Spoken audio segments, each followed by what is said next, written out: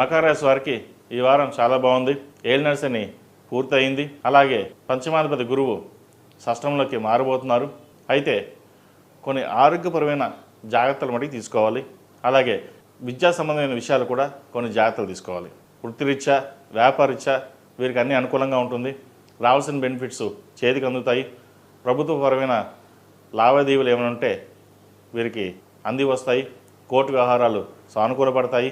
ఎప్పటి నుంచో పెండింగ్లో ఉన్న బిల్స్ చేతికి వస్తుంది. వ్యవసాయ సంబంధించిన వ్యవహారాలు కావచ్చు, రియల్ ఎస్టేట్ కావచ్చు, కన్స్ట్రక్షన్ ఫీల్డ్లో కావచ్చు, స్టీల్ బిజినెస్ వాళ్ళకి, అలాగే ఐరన్ బిజినెస్ వారికి, కాస్మెటిక్స్, సినీ రంగాల్లో ఉన్న వారికి, బ్యూటిషియన్స్కి, అగ్రికల్చర్ వారికి, ఫార్మాస్యూటికల్స్ కంపెనీస్కి వీరికి ఈ వారం చాలా అనుకూలంగా ఉంటుంది. లాభాలు బాగుంటాయి కూడా. కొత్త వ్యాపారాన్ని ప్రారంభించాలని చూస్తారు. అయితే కొంతకాలం ఆగి ఉండడం అని చెప్పదగిన సూచన.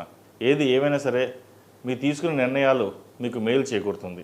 ఒకరి సలహాలు సూచనలు కాకుండా మీకు మీరుగా తీసుకునే నిర్ణయాలు ఎప్పుడూ ఉపయోగకరంగా ఉంటాయి. కాబట్టి వాటి మీద శ్రద్ధ వహించండి.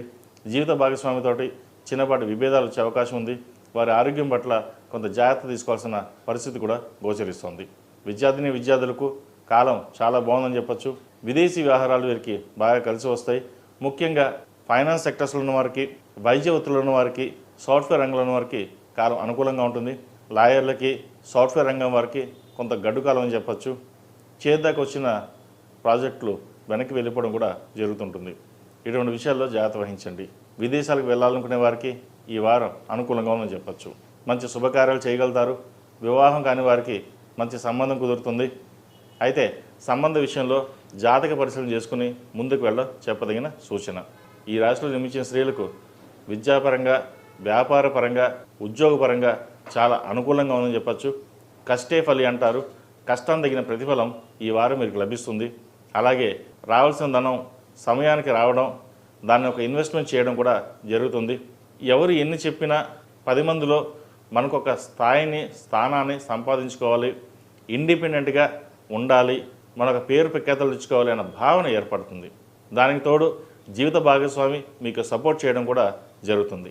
ఫ్లాట్ కానీ ఇల్లు కానీ కొనుగోలు చేస్తారు. అయితే డాక్యుమెంట్ విషయంలో కొన్ని జాగ్రత్తలు తీసుకోవాలి. డబ్బుల విషయంలో మీకు ఎటువంటి ఇబ్బంది ఉండదు. హౌసింగ్ లోన్ కానీ పర్సనల్ లోన్ కానీ మంజూరు అవుతుంది. క్రెడిట్ కార్డు విషయంలో కొంచెం దూరంగా ఉండాలి. మోసపోయే అవకాశం గోచరిస్తుంది. కొన్ని ఫోన్ కాల్స్ రావడం, మీకు లాటరీ తగిలిందని చెప్పడం, లేదంటే మీకు ఇంత డబ్బు వచ్చిందని చెప్పడం, లేదా ఈ లింక్ క్లిక్ చేయండి అని చెప్పడం, మీకు ఫోన్పేలో డబ్బులు వచ్చాయని చెప్పడం, ఇటువంటి మోసపూరితమైన వ్యవహారాలకు దూరంగా ఉండండి. అటువంటి కాల్స్ ఏమైనా వస్తే కనుక అటెండ్ చేయకుండా పక్కన ఉండడం మంచిది.